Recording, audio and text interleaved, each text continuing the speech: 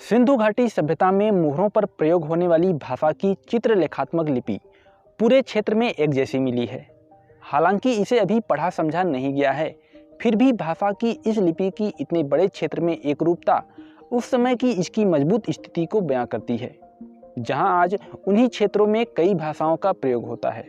वैसे संस्कृत भाषा का इतिहास 6000 वर्ष से भी अधिक पुराना है, लेकिन हड़प्पा सभ्यता के बाद अगले 1500 वर्षों के लंबे अंतराल में उपमहाद्वीप के विभिन्न भागों में कई प्रकार के विकास हुए और यही वह काल था जब सिंधु नदी और इसकी उपनदियों के किनारे रहने वाले लोगों द्वारा संस्कृत भाषा में वेदों, ब्राह्मणों, आरण्यक और उपनिषद की रचना की गई।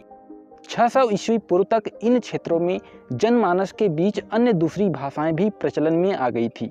फिर भी इसी दौरान रामायण और महाभारत जैसे युग परिवर्तन ग्रंथों की रचना भी संस्कृत में ही हो रही थी। देश में भाषात्मक और सांस्कृतिक एकता स्थापित करने के लिए निरंतर प्रयास होते रहे हैं। ईसा पूर्व 3री सदी में प्राकृत भाषा देश भर की संपर्क भाषा का काम करती थी। सारे देश के प्रमुख भागों में अशोक के शिलालेख प्राकृत भाषा और ब्राह्मी लिपि में लिखे गए थे। संस्कृत अभी भी उत्तर भारत में कहीं कहीं उच्च वर्गों द्वारा बोली जाती थी। ब्राह्मणों ने देश भर में पाली और प्राकृत भाषा के प्रभाव के तले दबी तथा गैर आर्य भाषाओं के शब्दों के प्रवेश से अपनी मूल पहचान को खोती संस्कृत भाषा को फिर से स्थापित करने का बीड़ा उठाया। संस्कृत भाषा की पवित्रता को बनाए रखने के लिए इसके स्वर विज्ञान और व्याकरण को विकसित करने के क्रम में 500 से 400 ईस्वी पूर्व के बीच पाणिनि ने संस्कृत भाषा व्याकरण की अपनी उत्कृष्ट पुस्तक अष्टाध्यायी की रचना की।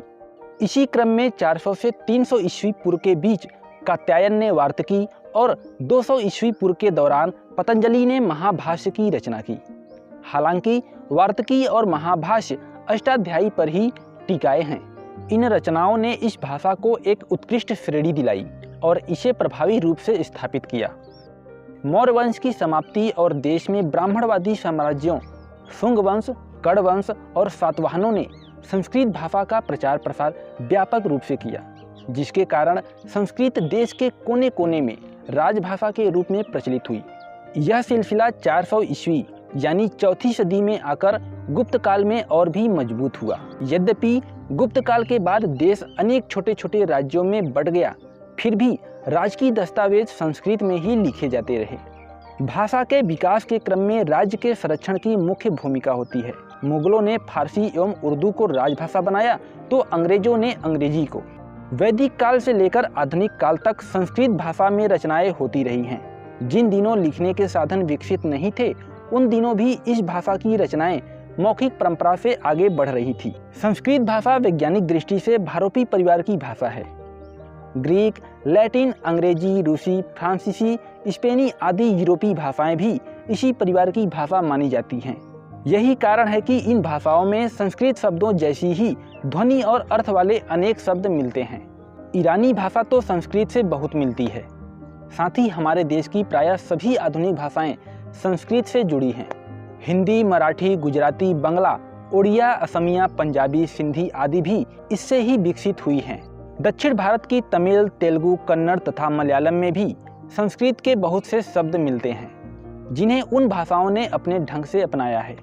इसी प्रकार दक्षिण भारत की इन द्रविड़ भाषाओं से संस्कृत ने भी समय समय पर अनेक शब्द लिए हैं तथा उन्हें अपने रूप में ढाल लिया है। यही कारण है कि पृथक भाषा परिवारों की होने के बावजूद भी दोनों का परस्पर सामंजस्य है। संस्कृत भाषा ने राष्ट्र की एकता के लिए बहुत बड़ा कार्य किया है। यही वजह था जब संविधान सभा में देश के आधिकारिक भाषा के चुनाव के लिए बहस छिड़ा तो अंबेडकर संस्कृत भाषा पर बल दे रहे थे। कुछ लोग हिंदी को देश की भाषा बनाना चाहते थे, तो कुछ लोगों का कहना था कि संस्कृत तो सब भाषाओं की जननी है और हमारी प्राचीन संस्कृति की प्रतीक भी, तो फिर हिंदी क्यों? तेलुगु भाषा बोलने वालों ने भी तर्क देते हुए कहा कि तेलुगु में इस वक्त सबसे अधिक विज्ञान सम्मत शब्दावली है, जो कि हिंदी में या किसी भी अन्य भारतीय भाषा में नहीं है। अगर तेलुगु नहीं तो अंग्रेजी को ही देश की भाषा रहने दिया जाए। इन सब बहसों के बीच संविधान सभा में नहीरुद्दीन अहमद ने कहा कि मैं आपको एक ऐसी भाषा पेश करता हूं जो सर्वश्रेष्ठ भी है और महान भी, साथ ही यह बिना भेदभाव के सभी के लिए सीखने में समान रूप से कठिन भी। और वह भाषा संस्कृत है। एक दिलचस्प बात यह है कि राष्ट्रपिता महात्मा गांधी और वीडी सावरकर इस बारे में जहां हिंदी भाषा के पक्ष में थे, वहीं सुभाष चंद्र बोस का कहना था कि हिंदी को ही रोमन में लिखा जाए। हालांकि जवाहरलाल नेहरू ने संस्कृत को राजभाषा या सहायक भाषा के रूप में समर्थन तो नहीं किया, लेकिन संविधान सभा में ही उन्होंने संस्कृत को देश की सबसे बड़ी विरासत बताया था।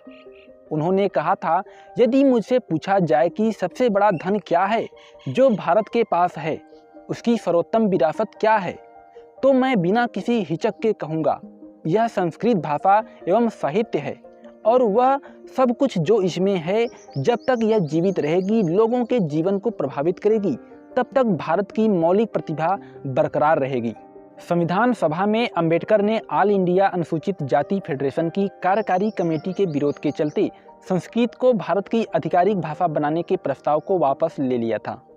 इधर LK मिश्रा द्वारा पेश संशोधन बिल भी सभा में तीखी बहस के बाद दुर्भाग्यवश गिर गया। इस प्रकार भारत को भाषाई रूप से एकता के सूत्र में पिरोने का अंबेडकर जी का सपना अधूरा ही रह गया। फिर भी मुंशी आयंगर फार्मूले के तहत हिंदी भाषा को देश की राजभाषा और अंग्रेजी को सहायक राजभाषा के रूप में स्थापित कर दिया गया। वीडियो कैसा लगा कमेंट करके जरूर बताइएगा। ऐसे ही और वीडियो पाने के लिए चैनल को सब्सक्राइब कर लीजिए। फिर मिलते हैं किसी अगले वीडियो के साथ, तब तक के लिए नमस्कार।